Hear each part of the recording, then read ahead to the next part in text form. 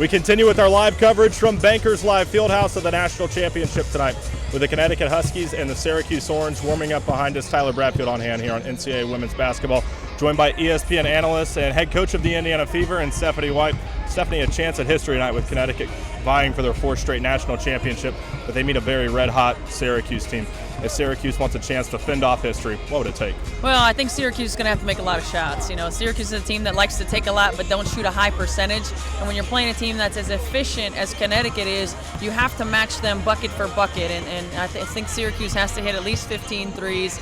You know, they're not going to get the extra possessions that they normally try to get when they play teams because Connecticut doesn't turn it over. Connecticut doesn't allow you offensive rebound putbacks, so the efficiency throughout the 40-minute ball game for Syracuse is going to be critical. Connecticut has been outstanding this year with an unbeaten record, going for a perfect season. They'll be without freshman starter tonight, inside with Katie Lou Samuelson out with a broken foot. How does that play into the advantage of Syracuse? Well, I think it certainly helps because Samuelson's a three-point shooter. She's a floor spacer, and the way that Syracuse plays their zone, they lull you into taking those three-point shots. And without Samuelson on the floor, you take away a three-point shooter. So you certainly have to be aware of where Tuck is, certainly have to be aware of where Jefferson and Stewart are. But everybody else on the floor, you really want to take your chances with them shooting that long-range shot. So I think it helps Syracuse and not having a shooter on the floor, but at the same time, you got to get to that point. Connecticut's one of the best in their early offense, so if they don't ever set up in the half court, it's not to Syracuse's benefit.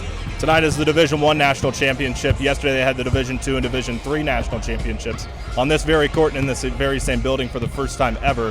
How good is that for the sport of women's basketball? I think it's awesome. I was really pleased with the crowds that came to the D2 and D3 championships. You know, I think just being in this environment for any athlete is just an incredible experience, and to be able to celebrate that on a number of levels, I think it's great for our game. It continues to grow our game because you get new people who maybe haven't been a part of an NCAA Division I championship. You get Division I athletes who have not been a part of D2 and D3 championships. So it's a lot of good synergy, and I think that's important for our game. Stephanie, you served many roles. Today, ESPN talent for the national championship. Also the head coach of the Indiana Fever. Your season coming up here in just a couple of months. How excited are you to get back rolling as a head coach? Very excited, very excited. We have the draft next week on the 14th, and then we have training camp starting on the 24th. So excited to get back at it and heading into this season, Tamika's last season, Tamika Ketching's last season. So certainly not excited about that, but ready to get rolling. Well, Stephanie, we appreciate the time. Enjoy the games tonight. All right, thanks a lot. Appreciate it. That's Stephanie White of ESPN and the head coach of the Indiana Fever here on NCAA Women's Basketball.